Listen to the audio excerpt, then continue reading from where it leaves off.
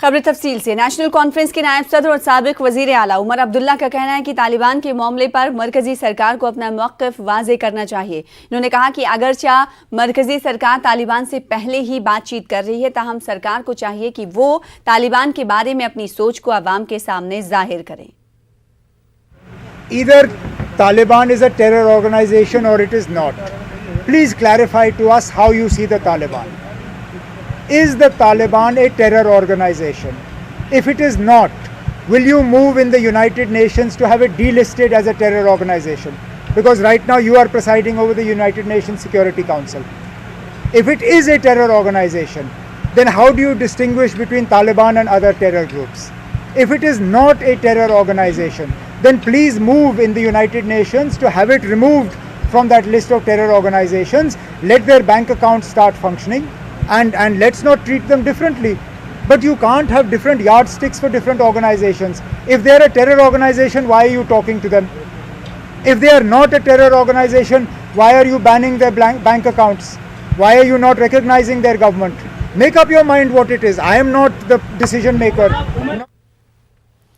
PAGD के तर्जुमान मोहम्मद यूसुफ तारिगामी ने अफगानिस्तान में अमरीकी फौजियों की इनखला व तवील जंग के खात्मे का खैरमकदम करते हुए इसे खुश आइन कदम करार दिया। उन्होंने अफसोस जाहिर करते हुए कहा कि अमरीका तो निकला मगर अफगानिस्तान को तबाह करके निकला।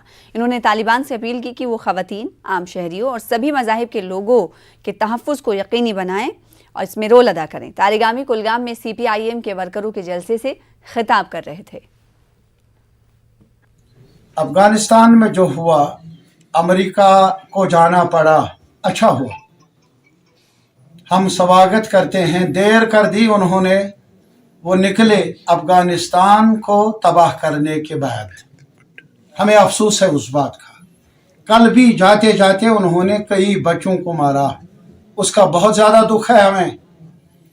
अफगानिस्तान के अवाम को ये ट्रीटमेंट नहीं मिलना चाहिए था। ये बर्बादी, उनके लिए भी अच्छी ज़िंदगी चाहिए।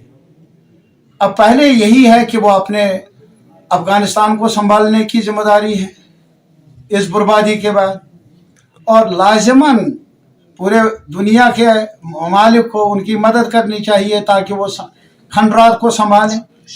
और तालिबान की लीडरशिप से भी हमारी यही दरख्वास्त होगी, भाई आपने संभालना है पूरे कौम को।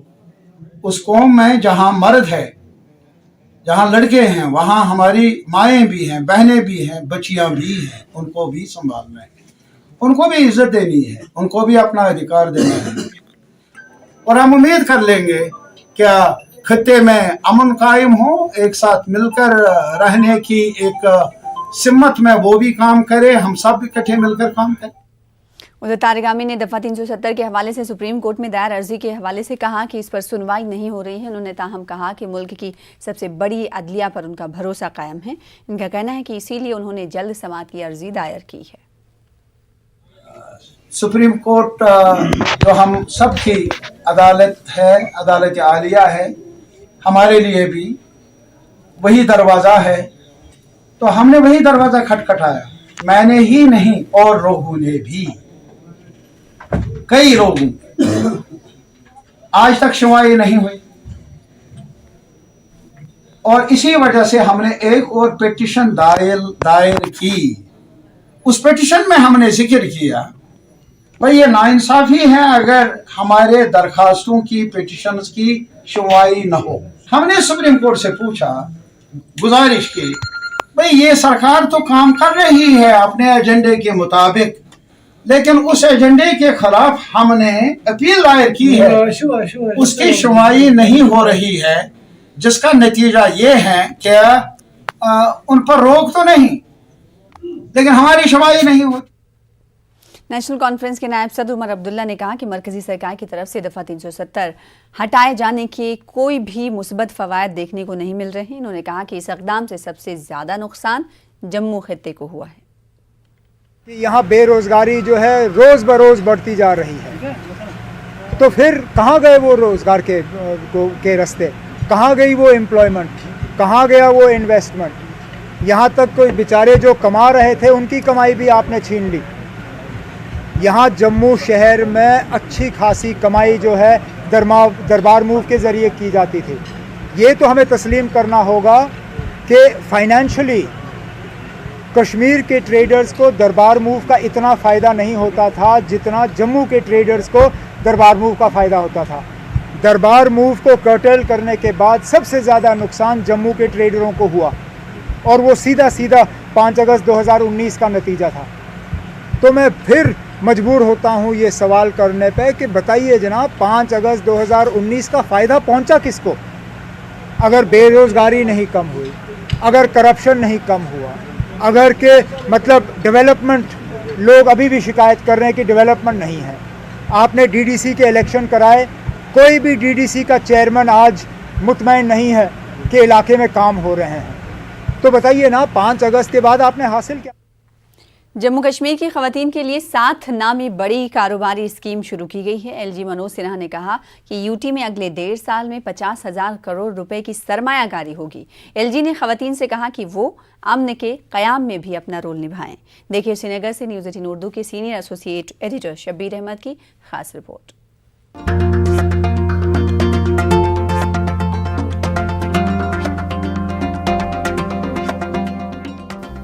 Jammu and Kashmir rural livelihood mission ने आज SKICC श्रीनगर में 7 नामी स्कीम शुरू की।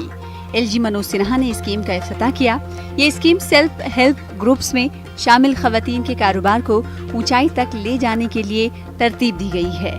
इसमें ब्रांडिंग से लेकर मार्केटिंग और तरबियत का इंतजाम किया जा रहा है। इस मौके पर उम्मीद नाम की स्कीम के साथ वाबस्ता कुछ खवातीन ने अपनी उम्मीदों को हकीकत में बदलने के सफर की कहानी बयान की और हॉल में मौजूद लोगों के साथ साथ स्टेज पर मौजूद एलजी और दीगर अफसरान को तालियां बजाने पर मजबूर कर दिया। हमीदा नाम की एक खातून ने कहा कि उन्हें पता ही नहीं चला कि वो सरकार की स्कीम से फायदा उठाकर कब हमीदा से हमीदा जी बन गई। जर्नी हमने 2013 जून से स्टार्ट की उम्मीद के साथ, तो इससे हमने पहला कदम स्टार्ट किया। अब हम साथ के साथ जुड़ेंगे। जो हमने अपने छोटे छोटे रोज़गार स्टार्ट किए हैं, इनको साथ के साथ जुड़ के और आगे ले जाएंगे और लोगों को इसका फ़ायदा पहुंचाएंगे। अपनी बहनें जो है उनको साथ जोड़ेंगे। अपने घर का माहौल नहीं, अपने पूरे समाज का माहौल हम ठीक करेंगे। Mission director rural livelihood mission doctor Sehrish Asghar ने नई स्कीम के फवायद बयान किए। सहरिश ने खवातीन को उम्मीद वेबसाइट पर लॉगिन करके इस स्कीम के जरिए अपनी परवाज को और ऊंचा करने की तलकीन की। ये एक रूरल एंटरप्राइज एक्सेलरेशन प्रोग्राम है। इसका क्या मतलब है कि जो औरतें छोटा मोटा काम कर रही हैं, कारोबार कर रही हैं, वो अपने विलेज में भी बेच नहीं सकती, उनको प्रॉब्लम्स होती हैं उसकी मार्केटिंग में, ब्रांडिंग में, पैकेजिंग में। तो इन औरतों के लिए हम एक ट्रेनिंग प्रोग्राम 4 महीने का लॉन्च कर रहे हैं, जिसमें हम पहले 5,000 औरतों को वर्कशॉप्स में लाएंगे। उनमें से 500 सेलेक्ट करके इंटेंसिव ट्रेनिंग करेंगे और फिर 100 की मेंटरिंग करेंगे। उनको बताएंगे किस तरह से कस्टमर के साथ जुड़ें, किस तरह से अपनी मार्केट आइडेंटिफाई करनी है, ई-कॉमर्स पे कैसे आना है, अपनी चीज़ों को कैसे बेचना है, ना ही सिर्फ विलेज में बल्कि सिटीज़ में या इवन ई-कॉमर्स के थ्रू बाकी इंटरनेशनली, नेशनली। ऐसी रोल मॉडल्स बनाएंगे जो ना ही सिर्फ अपनी सेल्फ हेल्प ग्रुप औरतों के लिए मॉडल्स होंगी बल्कि सब रूरल औरतों के लिए एक एंटरप्रेन्योरल मॉडल बनेंगी। एलजी मनोज सिन्हा ने कहा कि जम्मू और कश्मीर में नई इंडस्ट्रियल पॉलिसी के बाद सरमायाकारी के लिए लोग बड़ी तादाद में आगे आ रहे हैं। उन्होंने कहा कि अगले 1.5 साल में 50,000 करोड़ की सरमायाकारी यहाँ होने की उम्मीद है। उन्होंने खवातीन को अमन कायम करने में भी अपना रोल निभाने के लिए कहा। हम सब उम्मीद कर रहे थे कि 25,000 करोड़ के आसपास का इन्वेस्टमेंट यहाँ आएगा, 4-5 लाख नौजवानों को रोजगार मिलेगा। लेकिन मुझे बताते हुए खुशी है कि आज की तारीख में 25,000 करोड़ से ज़्यादा के प्रस्ताव हमारे पास आ गए, जिसमें 12,000 करोड़ के कश्मीर डिवीज़न में है और 13,000 करोड़ के जम्मू डिवीज़न में। और जिस तरह का इंटरेस्ट इंडस्ट्री दिखा रही, बिजनेस हाउस से जिस तरह से रुचि ले रहे हैं, मैं इस सभागार में बड़ी जिम्मेदारी से बात कहना चाहता हूँ कि आने वाले 1.5 साल के अंदर शायद 50,000 करोड़ से भी ज़्यादा इन्वेस्टमेंट जम्मू कश्मीर में आएगा और 10 लाख युवाओं को यहाँ रोजगार मिलेगा। तो चीज़ें बदल रही हैं। मैं समझता हूँ कि इसमें आप सबकी महत्वपूर्ण भूमिका रही है और विकास की पहली अनिवार्य शर्त होती है अमन, चैन, शांति, कानून का राज। और मुझे लगता है कि जब तक ये बना रहेगा, आप समझिए कि विकास को कोई रोक नहीं सकता है। कुछ तत्व हैं जो चाहते हैं अमन में बाधा डालना। समाज के लोगों को, खासतौर से बहनों से मैं आग्रह करना चाहता हूँ कि अपने भाइयों को, अपने परिवारजनों को कहिए, तरक्की तभी हो सकती है जब शांति हो। और आपका सबसे महत्वपूर्ण रोल ये हो सकता है जम्मू कश्मीर के इतिहास को बदलने में। इसलिए मैं आप सबसे व्यक्तिगत रूप से निवेदन करना चाहता हूँ कि इस काम में भी प्रशासन की मदद करिए। रूरल लाइवलीहुड मिशन के मुताबिक जम्मू और कश्मीर में 48,000 सेल्फ हेल्प ग्रुप मौजूद हैं, जिससे 4 लाख खवातीन जुड़ी हैं। अगले 1 साल में 11,000 मजीद सेल्फ हेल्प ग्रुप्स इसमें जुड़ जाएंगे। एलजी का कहना है कि ये इक़दामात खवातीन को बाइख्तियार बनाने में एक तारीखी संग-मील साबित होगी। न्यूज़ 18 उर्दू के लिए शब्बीर मीर की रिपोर्ट। वहीं एलजी मनोज सिन्हा ने कहा कि सिक्योरिटी सूरत हाल में बेहतरी आई है और मुंतखब अवामी नुमाइंदों की सलामती को यकीनी बनाया जा रहा है। पंचों, सरपंचों और दीगर लोगों की सिक्योरिटी और मिलिटेंसी मुतासर कुछ अफराद को माली मदद ना मिलने से मुतालिक एक सवाल के जवाब में सिन्हा ने कहा कि इन तमाम मामलात पर हुकूमत की नज़र है। मुझे लगता है कि सिक्योरिटी की स्थिति काफ़ी बेहतर है। यहाँ थोड़ी चुनौती रहती है, इसे और बेहतर बनाए। कुछ दुर्भाग्यपूर्ण घटनाएं हुई हैं और उसमें शासन ने एक निर्णय लिया है, जो चुने हुए प्रतिनिधि हैं उनका इंश्योरेंस से उनको पैसा मिलता है। और भी सारी घटनाएं होती हैं तो प्रशासन समय समय पर उनकी मदद करता है। आपने जो विषय उठाया उसको देखा। एलजी मनोज सिन्हा ने कहा कि हायर सेकेंडरी स्कूल और आला तालीमी इदारों को अगले महीने से खोला जाएगा, लेकिन वालिदैन और प्राइवेट स्कूल एसोसिएशन इससे खुश नहीं हैं। इनका कहना है कि जब हर चीज़ खोल दी गई है तो सिर्फ स्कूल ही आखिर क्यों बंद है। देखिए इस हवाले से हमारी खास रिपोर्ट।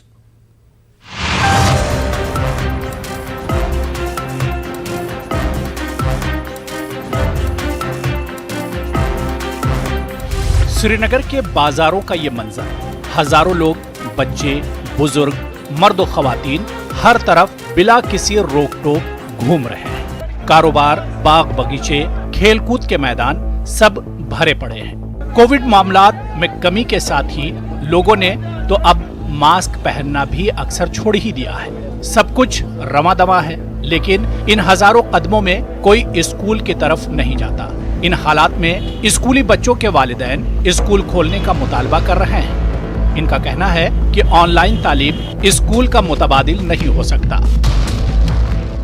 बोर हो रहा है, इस तरह बोर हो रहा है कि उनका दिमागी तवाज़ुन अब खराब होने लगा है, कमज़ोर होने लगा है। ऑनलाइन क्लास दे रहा है, वो खाली मोबाइल हाथ में रख के दिन भर हाथ में मोबाइल हाथ में है। और इसका अगला फ्यूचर क्या है वो आप गवर्नमेंट समझे कम से कम कि अगर मोबाइल 24 घंटा में से 12 घंटा मोबाइल हाथ में आ गया बच्चों को, तो उस बच्चे का फ्यूचर क्या होगा। हर कोई चीज़ चल रही है मगर स्कूल नहीं खुल रहे, ये तो बात है। बच्चे भी बहुत ख़राब हो गए, बच्चे भी बैठ गए, पढ़ाई भी बैठ गई है बच्चों की। कोई बच्चा कुछ मान ही नहीं रहा है, बच्चे बहुत हो गए डीड, इसलिए स्कूल्स भी खुलनी चाहिए। एलजी मनोज सिन्हा कहते हैं कि वो वालिदैन की इस परेशानी से वाकिफ हैं, लेकिन फिलहाल इंटर कॉलेज यानी हायर सेकेंडरी की सतह से ऊपर के तालीमी इदारे खोलने की बात कर रहे हैं। पेरेंट्स की डिमांड से मैं अवगत हूँ और हम कोशिश कर रहे हैं कि इस महीने में 18 साल के ऊपर के बच्चों को वैक्सीनेट कर दें, तो inter college, degree college, university खोल लेते हैं, फिर छोटे बच्चों के स्कूल पर भी विचार करें। प्राइवेट स्कूल्स एसोसिएशन के सदर एलजी के इस बयान से खुश नहीं। इनका कहना है कि एसओपीज का ख्याल रखकर स्कूलों को ऑफलाइन तालीम के लिए खोला जा सकता है। कोई लॉजिक नहीं है कि अगर एक तरफ से हमारे बच्चे स्पोर्ट्स स्टेडियम में जाते हैं जहां पे हज़ारों के तादाद में लोग होते हैं, रेस्टोरेंट्स खुले हैं, मार्केट खुले हैं, पब्लिक ट्रांसपोर्ट बाकायदा चल रहा है, टूरिस्ट आ रहे हैं।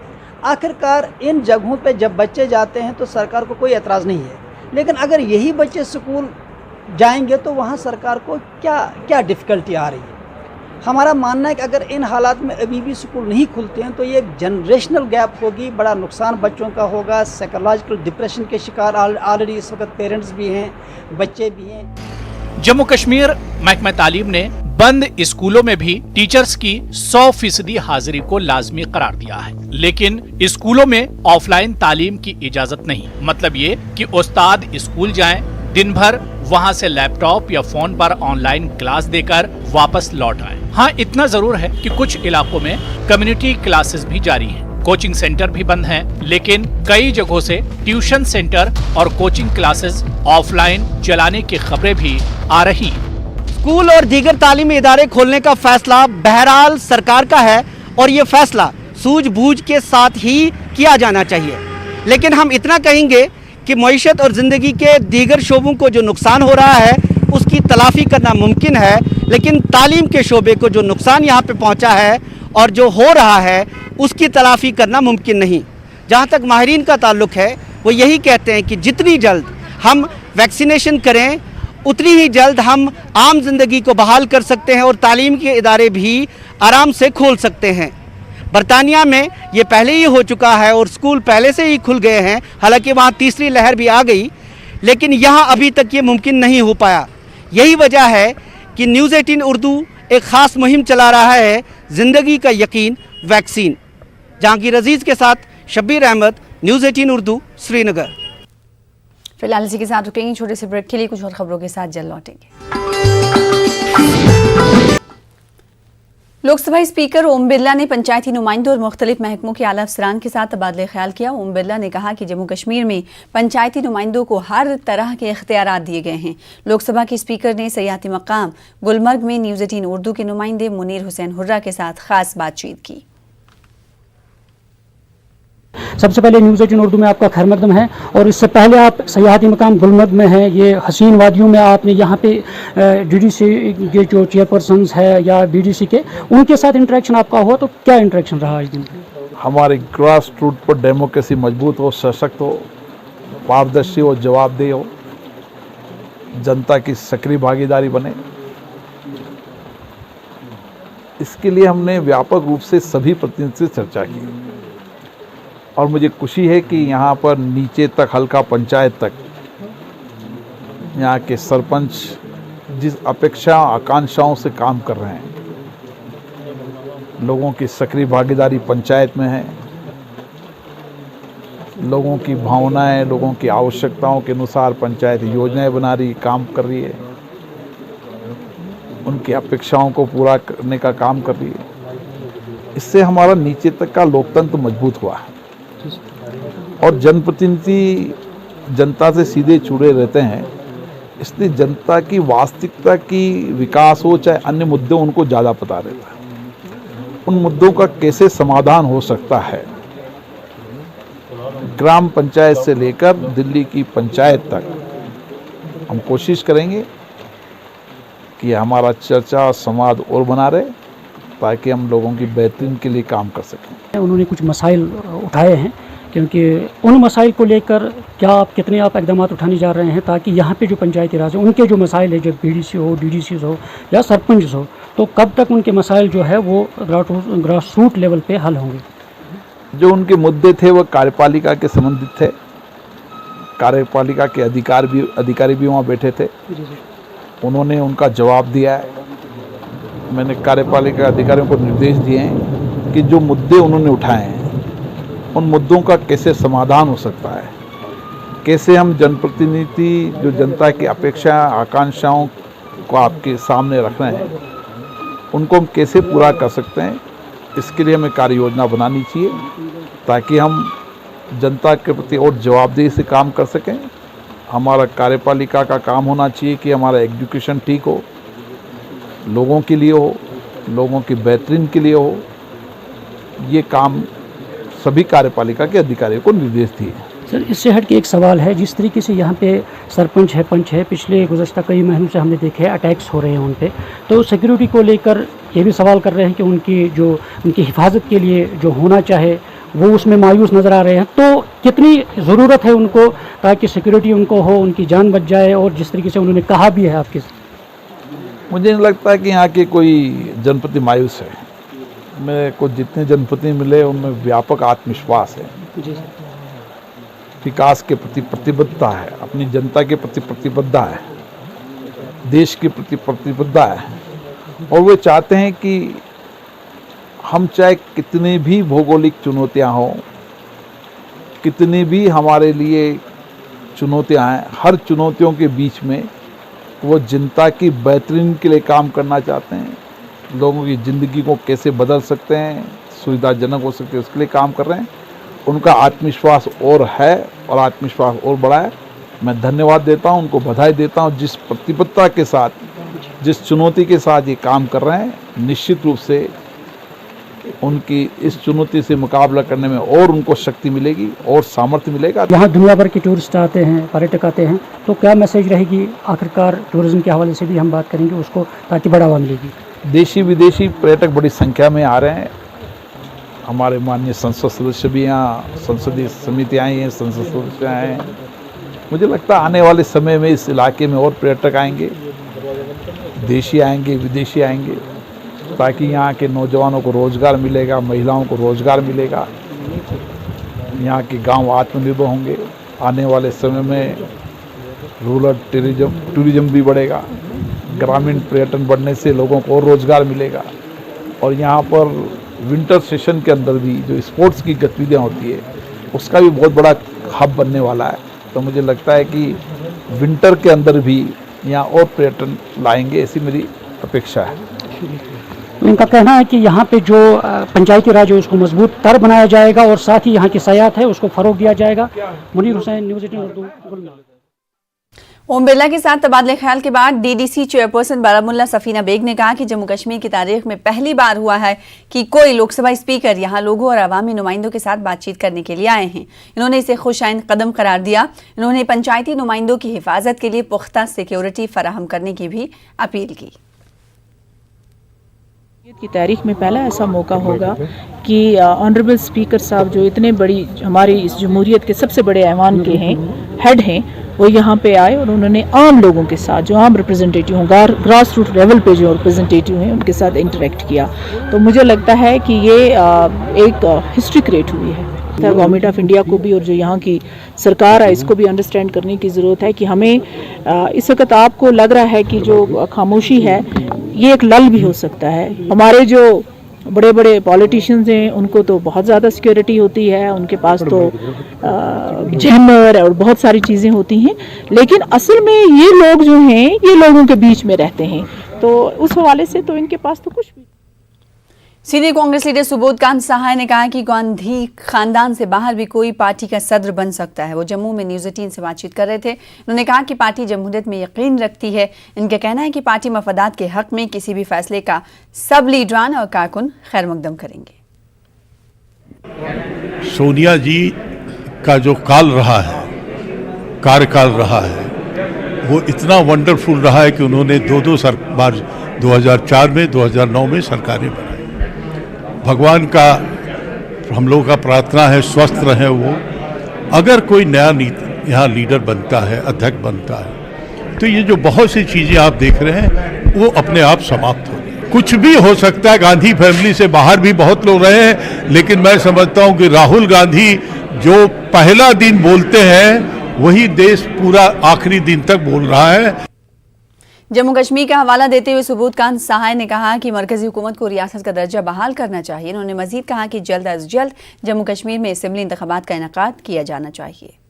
मोदी जी को देश ब्यूरोक्रेटों के द्वारा चलाने में मजा आता है, क्योंकि वो उनके घुटने टेके रहते हैं ब्यूरोक्रेट। क्यों नहीं स्टेटहुड होगा ये? आप तो अपना मनमानी जो करना था कर लिया आपने, तो स्टेटहुड देने में क्या परेशानी है आपको? जल्द से जल्द इलेक्शन हो और जल्द से जल्द स्टेटहुड हो। इलेक्टेड गवर्नमेंट किसी भी स्तर पर एक अच्छी गवर्नमेंट होती है, बशर्ते कि ब्यूरोक्रेट गवर्नमेंट। खबरें जारी रहेंगी, रुकेंगे एक और ब्रेक के लिए।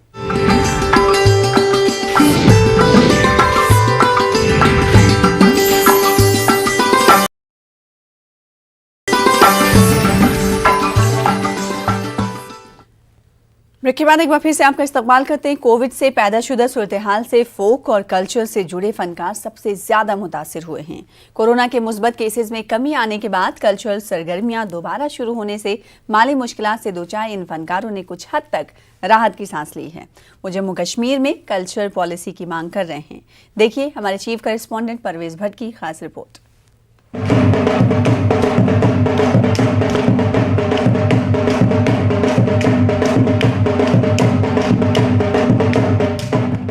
श्रीनगर शहर में वाक़ई तारीखी टैगोर हॉल में लगभग 2 बरस बाद काफ़ी रौनक देखने को मिली। रिवायती बर्न पत्थर और कश्मीरी रूफ से टैगोर हॉल में अलग ही समा था। फनकारों और शायकीन का जोश व जज्बा काबिल दीद था।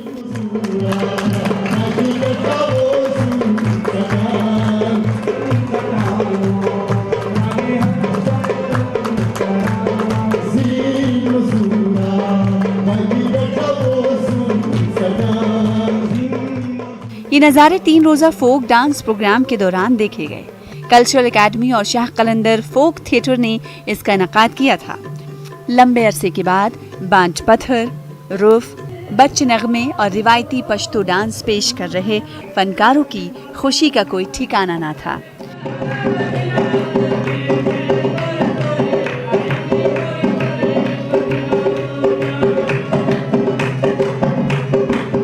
जम्मू कश्मीर के फोक फनकार और स्टेज परफॉर्मर कुछ बरसों से काफ़ी माली मुश्किलात से दोचार हैं।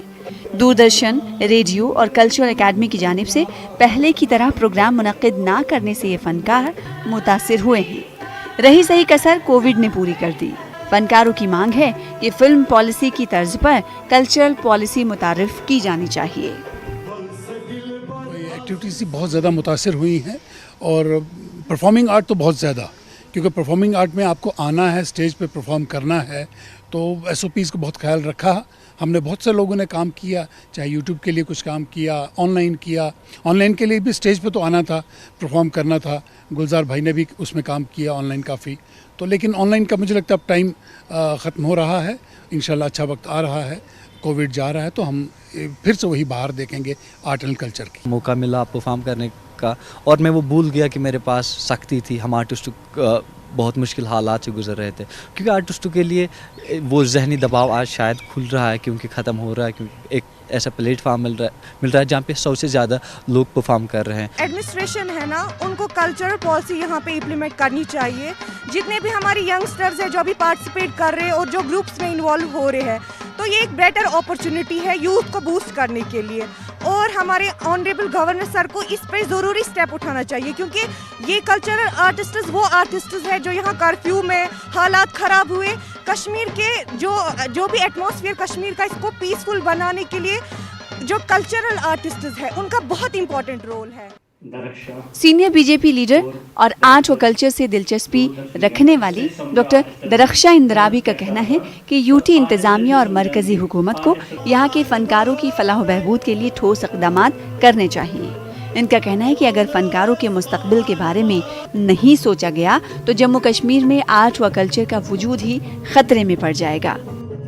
यहाँ पे जितना भी है सिर्फ इसी कल्चरल एकेडमी पे दूरदर्शन या रेडियो के ज़रिए उसी हवाले से अपने आर्टिस्ट काम कर रहे थे, लेकिन बहुत अरसे से दूरदर्शन के प्रोग्राम भी बंद हो गए, रेडियो के हवाले से भी काम बंद हो गया और कल्चरल एकेडमी के हवाले से भी आर्टिस्टों को कोई मदद नहीं मिल रही है। हम सरकार को ये अपील करेंगे कि कल्चरल एकेडमी जो इसी के लिए बनी हुई है, इन आर्टिस्टों को फिर से जीने का और जो आर्टिस्ट हमें जीने का मौका दे देते हैं उस शाय को फिर से जिंदा करे। LG इंतजामिया ने फनकारों के लिए कुछ इक़दाम किए हैं। फिल्म पॉलिसी 2021 की भी काफ़ी सताइश की जा रही है। ज़रूरत इस बात की है कि अब इंतजामिया इन फनकारों के भी मसाइल सुने और एक कल्चरल पॉलिसी मुतारिफ करे। न्यूज़ 18 उर्दू के लिए परवेज़ भट्ट की रिपोर्ट। नेशनल कॉन्फ्रेंस ने जम्मू कश्मीर में जल्द से जल्द असेंबली इंतखाबात मुनक्किद कराने का मुतालबा दोहराया। पार्टी ने एक बार फिर मांग की कि असेंबली इंतखाबात से पहले जम्मू कश्मीर का रियासत का दर्जा बहाल किया जाए। जम्मू में पार्टी लीडरान के साथ मीटिंग के दौरान पार्टी के सदर फारूक अब्दुल्ला और नायब सदर उमर अब्दुल्ला ने इस मांग को दोहराया। उमर अब्दुल्ला ने कहा कि लोगों की उमंगों को तभी पूरा किया जा सकता है जब असेंबली इंतखाबात मुनक्किद किए जाएं। डीजी इम्यूनाइजेशन डॉक्टर सलीमुर रहमान का कहना है कि ओल्ड एज ग्रुप में 68% अफराद को वैक्सीन लगाए गए हैं। 18% आबादी को कोविड वैक्सीन का दूसरा डोज दिया गया है। असातिज़ा, उनके अहले खाना और दिगर अमले को वैक्सीन लगाने की एक बड़ी मुहिम के मौके पर डॉक्टर सलीम ने इन बातों का इजहार किया। इन्होंने कहा कि 80% आबादी ने इस वायरस का मुकाबला करने के लिए इम्यूनिटी हासिल कर ली है। डायरेक्टर हेल्थ सर्विसेज कश्मीर भी मौजूद थे। उन्होंने कहा कि स्कूलों को खोलने से कबल तमाम अमले को वैक्सीन लगाया जाएगा। Around 80% people are already immunized, are having immunity already developed. So we are at the verge of herd immunity also, because most of the people in the community are almost having some defense mechanism in their body, so which will ultimately help those people who are around, but simultaneously no let up, because सबसे important है कि ये virus जो है ना, it is a very very unpredictable. Schools में भी 90-95% जो टीचर्स है, स्टाफ है, उनको हमने वैक्सीन किया और हमारा जो काम है हम रेडी रहेंगे। फिर गवर्नमेंट का डिसीजन है, जब वो लेंगे तो तब स्कूल भी खुलेंगे। उस टाइम भी वैक्सीनेटेड लोगों को, उनको ही हमने जो गवर्नमेंट को रिक्वेस्ट भी किया है कि वही आएंगे, और उधर स्कूल में SOPs का ध्यान रखना बहुत जरूरी। बीरवा में कल बिजली की तसीली लाइन की मरम्मत के दौरान करंट लगने से एक मुलाजिम की मौत को लेकर समाजी कारकुनों, मकामी अफराद और मुतासिरा अहले खाना ने एहतजाज किया। लोगों ने इस मामले की तहकीकात का मुतालबा किया। एहतजाजियों का कहना है कि बीरवा में बिजली मुलाजमीन की मुसलसल मुश्तबा मौत हो रही है। इस ज़िम्न में तफ्तीश बराए नाम की जा रही है कि मैं आपको कम से कम एक नौजवान इस PDD डिपार्टमेंट के नाअहली की वजह से उनकी फौत हो जाती है। कल भी हमने यही सुना, ये जैसे ही इस तरसीली लाइन पे चढ़े, वहां से इन्होंने बिजली की जो है लाइन कनेक्ट की। ये एक बार ये जल चुके हैं इसी बिजली की वजह से, करंट लगने की वजह से। आज ये फिर इसी के खिलाफ ये साजिश क्यों हो गई? आज मॉडर्न एरा है, आज जदीद ज़माना है। आज हमें बताइए कि किस तरीके से एक बिजली मैन की मौत हो सकती है। आज तो मोबाइल अपने हर एक के पास होता है। आज कम्युनिकेशन है, कम्युनिकेशन गैप नहीं है। आज आप हमें बताइए कौन सी इन्वेस्टिगेशन आपने की है? आज तक कितने सारे हमारे इसी बीरवा से, इसी खान साहब से कितने सारे लाइनमैन फोत हो चुके हैं? इस पर पूरा इन्वेस्टिगेशन होगा। ऐसे नहीं इल्ज़ाम है, अभी पूरा देखेंगे कि इन्वेस्टिगेशन होगी। इंशाल्लाह ताला जो सच होगा वो सामने आएगा। आंगनवाड़ी वर्कर्स और हेल्पर्स एसोसिएशन की जानिब से अनंतनाग के स्पोर्ट्स स्टेडियम में एहतजाज किया गया। उन्होंने मुतालबात को पूरा करने की मांग की। एहतजाजियों ने इल्ज़ाम लगाया कि सरकार अरसे दराज से उनके बकायाजात इजरा नहीं कर रही है। आज हमने हड़ताल का कॉल दिया है, तब तक हम हड़ताल पे रहेंगे। आंगनवाड़ी वर्कर, हेल्पर, जम्मू कश्मीर आंगनवाड़ी के हेल्पर और वर्कर, हमें जम्मू कश्मीर में पूरे डिस्ट्रिक्ट में इस वक्त प्रोटेस्ट चल रहा है। हम तब तक ये प्रोटेस्ट जारी रखेंगे जब तक हमारी पेंशन स्कीम लागू नहीं हो जाएगी, और जो हमारी लायबिलिटी है 2018-2021 तक वो भी हमें मिलना चाहिए। और जो बाकी स्टेटों में मिल रहा है आंगनवाड़ी वर्कर और हेल्पर को, हम चाहते हैं हमें जम्मू श्रीनगर कौमी शाहरा की कुशादगी का काम जिला रामबन में अभी तक अवाम के लिए वबाल जान बना हुआ है। शाहरा की तामीर के लिए जारी काम के दौरान चंद्रकूट में हुई कटाई की वजह से कई घरों को शदीद नुकसान पहुंचा। दरारें पड़ने पर कई मुतासिरा खानदानों ने इंतजामिया के कहने पर अपने घर खाली कर दिए और आर्जी जगहों पर डेरा डाले हुए हैं। कई साल गुजरने के बावजूद ना तो मुतासिर खानदानों को माकूल मुआवजा फराहम किया गया, ना इन्हें मुतबादिल जगह फराहम की गई हैं। 5-7 साल तो फैला बना दिया हैं दिया एने चले एक दिन आया जी नहीं जी थोड़ा डैमेज ही नहीं है मकान उतो भी कैंसिल इंदा बजारे कैंसिल किया। साड़ी ये रिक्वेस्ट है जिस रामन को कि इन्हीं जल्द से जल्द इंदा मुआवजा मिल जाए।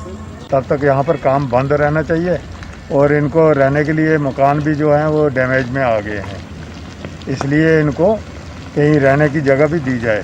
कोई टेंट का इंतज़ाम करें या किसी चीज़ का और कहीं पर इनका रिहाइश का इंतज़ाम करें।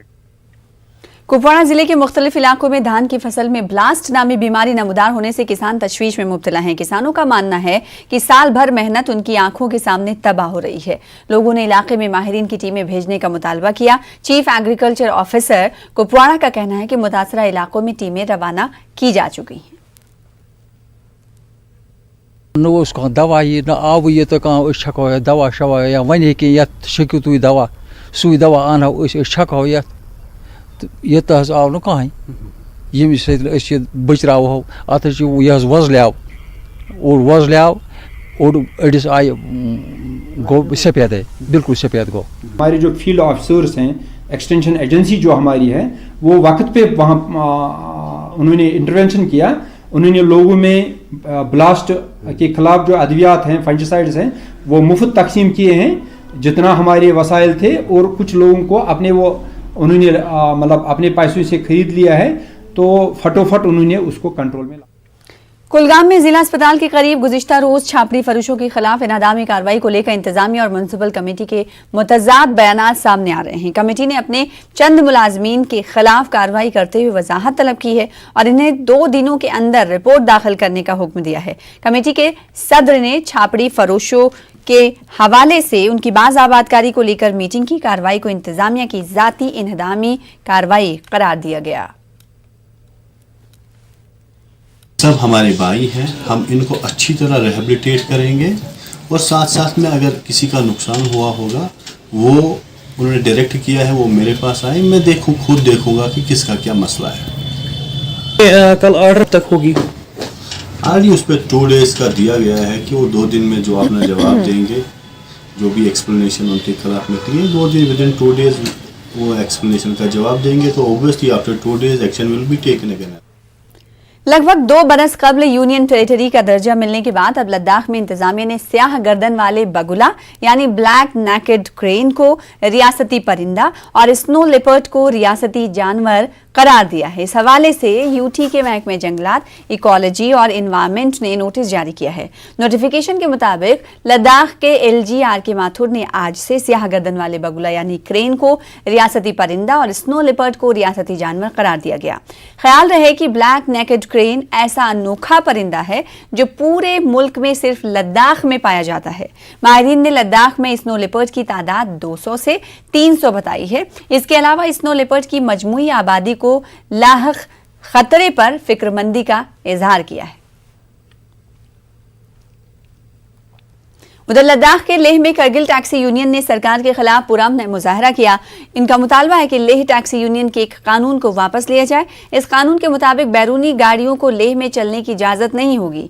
टैक्सी यूनियन करगिल का कहना है कि गवर्नर इंतजामिया के नोटिस में लाने के बावजूद इस मसले पर कोई भी कार्रवाई नहीं की गई। मुजाहिरीन को मुंतशिर करने के लिए पुलिस ने बल का यानी ताकत का इस्तेमाल किया और कई मुजाहिरीन को गिरफ्तार किया। टैक्सी यूनियन का कहना है कि अगर उनके मुतालबात को जल्द हल नहीं किया गया तो वो सड़कों पर आने पर मजबूर हो जाएंगे।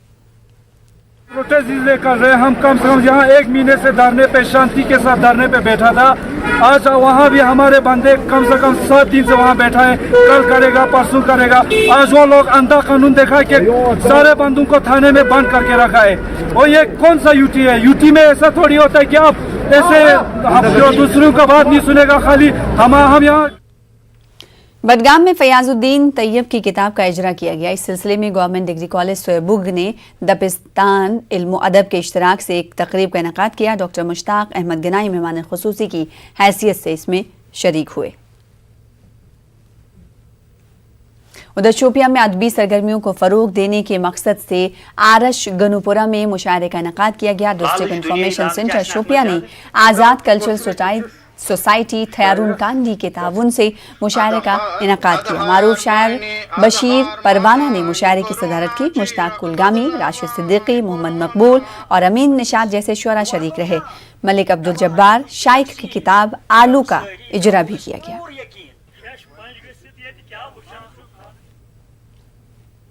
बानीपुरा के सरहदी इलाके गुरेज में कुछ ड्राइवरों ने गुरेज के सरपंच अब्दुल रहीम मीर की क़यादत में खामोश एहतजाज किया। एहतजाजी लोगों का कहना था कि 2020 में हुए डीडीसी चुनाव के दौरान गाड़ियां, लकड़ी और खाने पीने की अशिया वगैरह के इंतजामात उनसे कराए गए थे, ताहम अभी तक उन्हें एक भी पैसा बागुजार नहीं किया गया है। उस बर्फ में, उस हालात में, इस तूफान में हमने पूरा इंतजाम किया, या वो सोमा स्टैंड वाला हो या फायर सर्विस लकड़ी वाला हो या वो कोई या खाने पीने का कोई भी हर एक इंतजाम उन्हें किया, मगर आज तक बड़ी अफसोस की बात है कि हमें उसकी पेमेंट नहीं। एलजी के मुशीर फारूक खान और लोक जनशक्ति पार्टी के कौमी जनरल सेक्रेटरी संजय सराफ ने कुलगाम के वेसू में माइग्रेंट कैंप का दौरा किया। कैंप में मुक़ीम अफराद को दरपेश मुश्किलात का जायजा लिया। लोगों ने इन्हें कैंप में रिहाइश के लिए पेश आ रहे मसाइल से आगाह किया। खान ने यकीन दिलाया कि उनके जायज़ मसाइल के हल के लिए हर मुमकिन कदम उठाए जाएंगे। फिलहाल इसी के साथ रुकेंगे एक और ब्रेक के लिए, कुछ और खबरों के साथ जल्द लौटेंगे।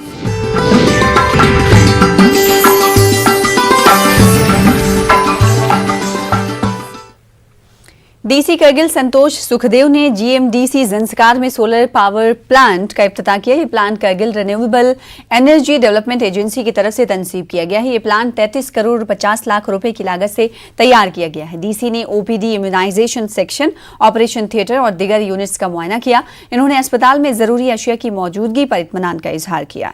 ज़ंस्कार सब डिवीजन के 4 रोजा दौरे के दौरान डीसी करगिल सुखदेव संतोष ने एसएसपी करगिल इनायत अली चौधरी के हमरा रंगडम, जुल्दू, आक्षू, अर्बन, स्काई, गाम और मुल्हका इलाकों का दौरा किया। इन्होंने अवामी वफूद से मुलाकात की और उनके मसाइल सुने। डीसी ने जायज़ मसाइल की यकसुई का भी यकीन दिलाया। उधर जम्मू कश्मीर हुकूमत के जरिए शोपिया म्युनिसिपल कौंसिल के एग्जीक्यूटिव ऑफिसर जाहिद आज़ाद के तबादले के खिलाफ लोगों ने एहतजाज किया। लोगों ने ट्रांसफर ऑर्डर को जल्द अज जल्द मनसूख करने का मुतालबा किया। लोगों के अलावा traders federation, state vendors association, civil society और समाजी कारकुन गोल मार्केट के पास जमा हुए और हुकूमत के ऑर्डर के खिलाफ नारेबाजी की। सीपीआईएम लीडर और सेंट्रल इंडस्ट्रियल ट्रेड यूनियन के रुकन अब्दुल रशीद पंडित ने केलर के दूर दराज इलाकों का दौरा किया और लोगों से तबादले ख्याल किया। उन्होंने इल्जाम लगाया कि गुज्जर और बकरवाल तबके को नजरअंदाज किया जा रहा है। पंडित ने कहा कि सियासी पार्टियों ने सियासी मफाद के लिए गुज्जर बकरवाल का इस्तेमाल किया और इन्हें बुनियादी सहूलियात से महरूम रखा। उधर एक दिलदोज सड़क हादसे के दौरान अचबल अनंतनाग में एक शख्स की मौत हो गई है। दीगर 2 अफराद जख्मी हो गए। यह हादसा उस वक्त पेश आया जब इन लोगों की गाड़ी पलटकर खाई में जा गिरी। महलूक शख्स की शनाख्त गोपालपुरा खुर्द के रियाज अहमद मीर के तौर पर हुई है। पुलिस ने मामला दर्ज करके मजीद तहकीकात शुरू कर दी है। Director urban local bodies Mathura मासूम ने पामपुर का दौरा करके पॉलीथीन और प्लास्टिक मुखालिफ मुहिम का आगाज किया। कस्बे के कई गली कूचों और सड़क से पॉलीथीन मुखालिफ रैली निकाली गई। डायरेक्टर के हमरा म्युनिसिपल कमेटी के मुलाजमीन ने इसमें हिस्सा लिया। मुहिम का मकसद कस्बे को प्लास्टिक से पाक करना है। उधर डीसी बांदीपुरा डॉक्टर उवैस अहमद ने बांदीपुरा मार्केट का दौरा किया। उनके हमरा एसएसपी और म्युनिसिपल काउंसिल के अफसरान भी मौजूद रहे। डीसी ने गर्ल्स हायर सेकेंडरी स्कूल में एक अवामी दरबार मुनक्किद किया। ताजिर और ट्रांसपोर्ट अंजुमनों के नुमाइंदों ने शिरकत करके डीसी को इलाके के अहम मसाइल से आगाह किया। फिलहाल इसी के साथ इस बुलेटिन में इतना ही। मजीद खबरों के लिए आप लॉग इन कर सकते हैं हमारी वेबसाइट पर। मुझे दीजिए इजाजत। आदाब।